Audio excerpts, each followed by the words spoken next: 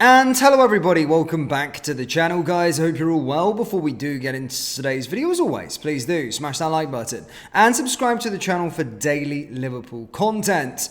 Guys, in today's video, as always, here to bring you up to date with all of the latest Liverpool news from the last 24 hours. That of course includes a bit of a match reaction from our draw against Arsenal yesterday. We're going to discuss what it means, standout performers, all this kind of stuff. And we're also going to be going over why Liverpool fans are in a frenzy after they were blown away by something that happened in the Liverpool camp. And yeah, as stated, we'll go through a few other bits and pieces within the space. But of course, the main place to start is the Arsenal game yesterday, of course, coming down to the Emirates. In fact, it feels like every single match, and it was good that Slot actually called it out. But apparently this was our big test of the season. We've been having all these big tests. Our first big test, despite us playing and beating AC Milan, RB Leipzig, Chelsea the other week there, Manchester United, other side, Bournemouth, other sides that are doing well within the Premier League.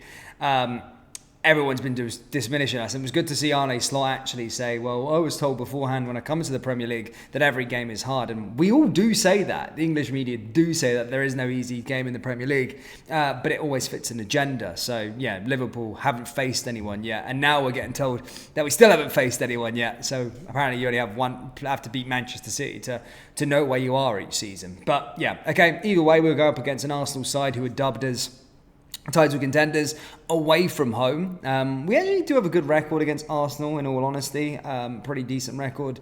And I think we're the last side to actually beat them there. I think back in January in the FA Cup. But again, look, the performance itself was okay. I mean, the first half was pretty poor, but we fought our way back in terms of fought back twice and managed to get a point. And I think it was a point earned rather than 2 points dropped, if you get what I mean. I think the big impact change was Dominic Szoboszlai coming on in the second half. He definitely changed the game.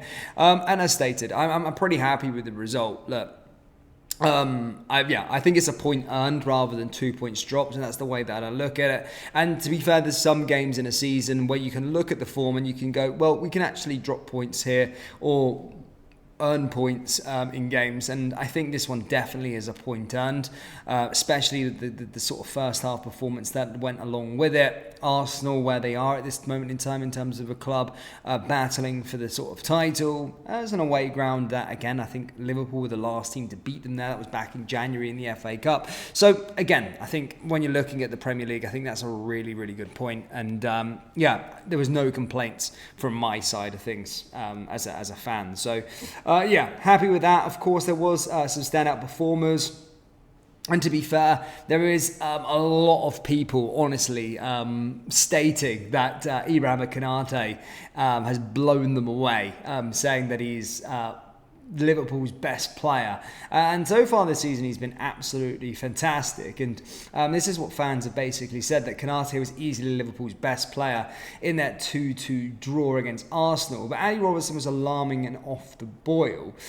Basically, a lot of fans were very coming out a lot and picking out that he was the pick of the players and out the Liverpool players, using his pace and strength to put out fires. And the Frenchman showed once again what an invaluable player he is when fully fit, and he rightly earned more plaudits than anybody else. Other sort of publicists basically stated that Konate was easily Liverpool's most impressive player. That came from the Liverpool Echo.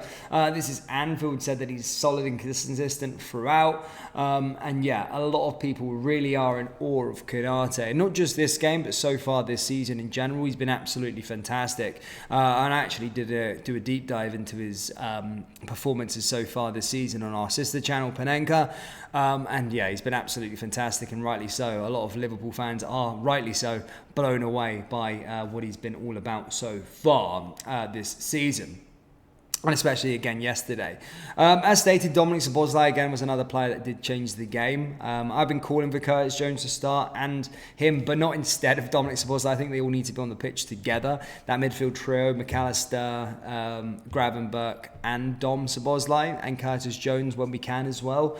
But yeah, I think we learnt a lesson and what Dominic Szoboszlai actually does bring to this team in that second half, because he was key coming on.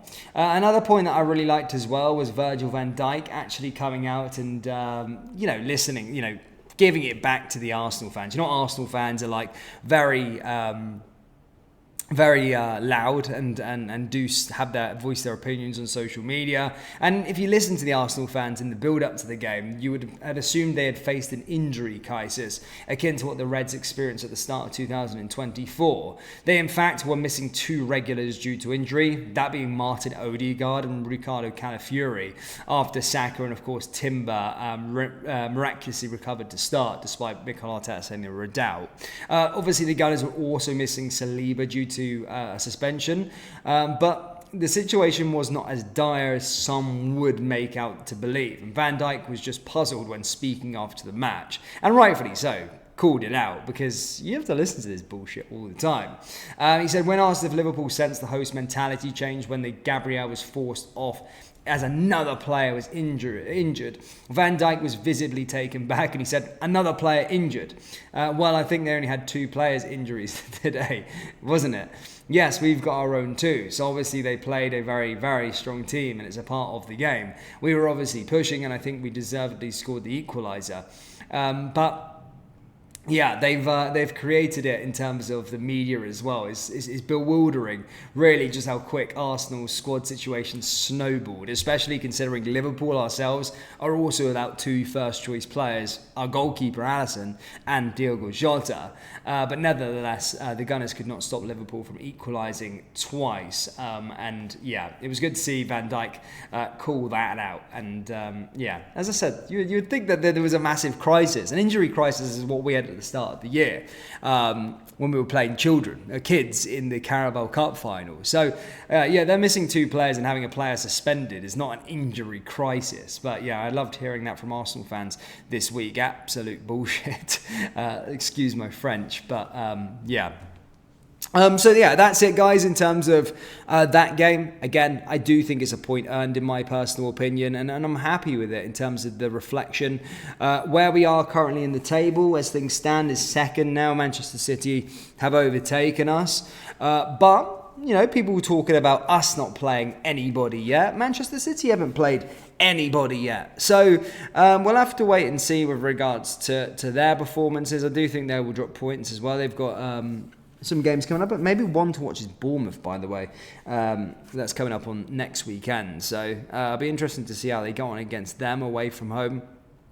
And we've got to play them on the 1st of December. So yeah, we'll certainly see where we are or thereabouts against them. But next up for us, guys, of course, is in the Cup. We've got back-to-back Brighton. So we've got Brighton in the League Cup, and then we've got Brighton in the Premier League following that. And then the Champions League, Villa, and then another effing international break. But Liverpool fans, that's all I've got for you guys. As always, do get your thoughts and opinions down there in the comment section below. Hit the like, hit the subscribe button, and I will see you all next time. Take care.